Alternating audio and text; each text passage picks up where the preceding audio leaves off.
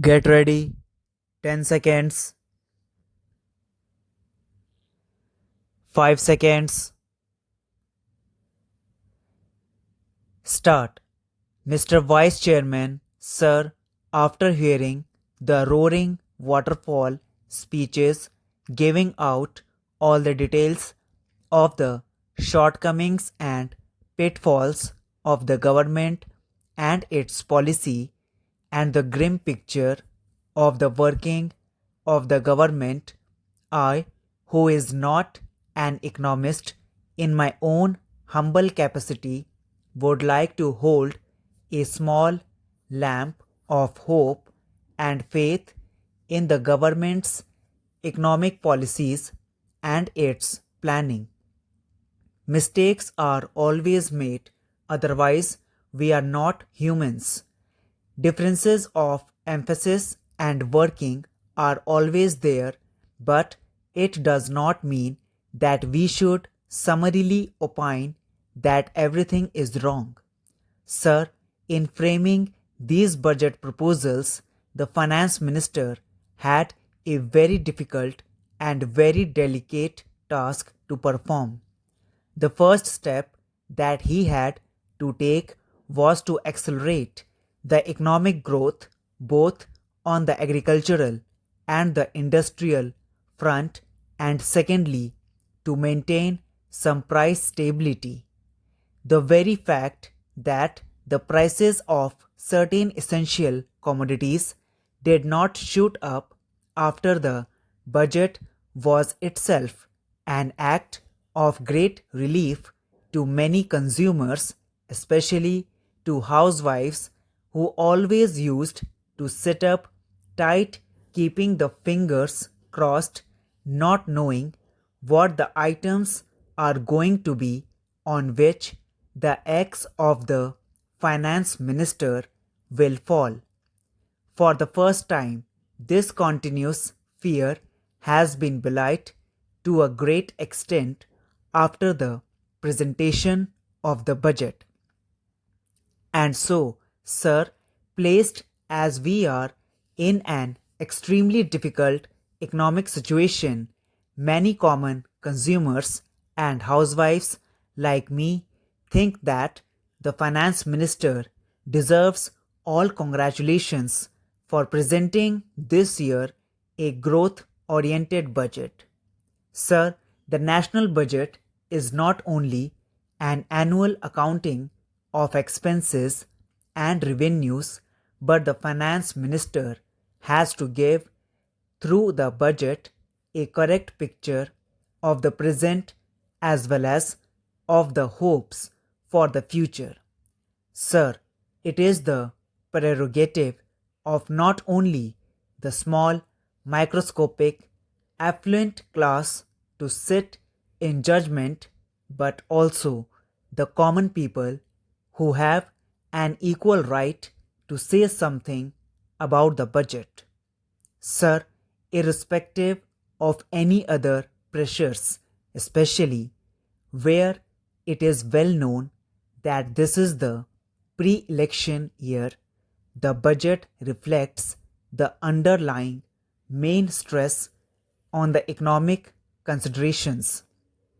This itself shows the determination to overcome the critical period by introducing a number of measures for different sections of the people.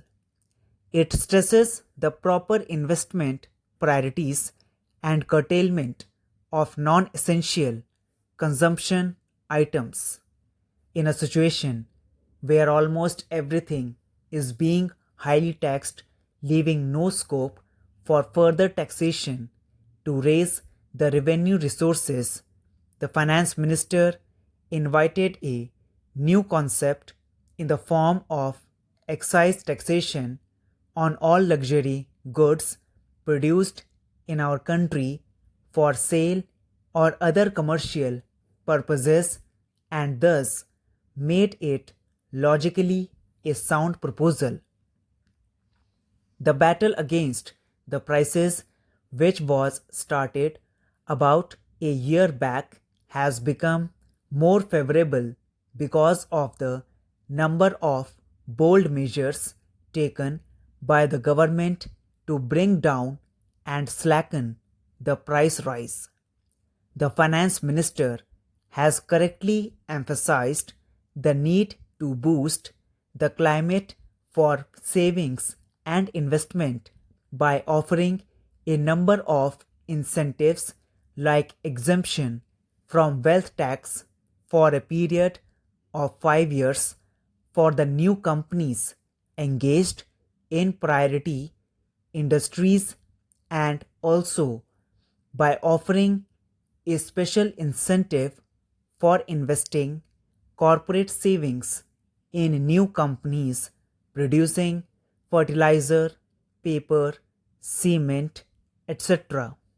Sir, much is said about no relief being given to corporate sector, but it is not true, as the government is really concerned over their financial problems and would like to give whatever cooperation possible to them in the present circumstances.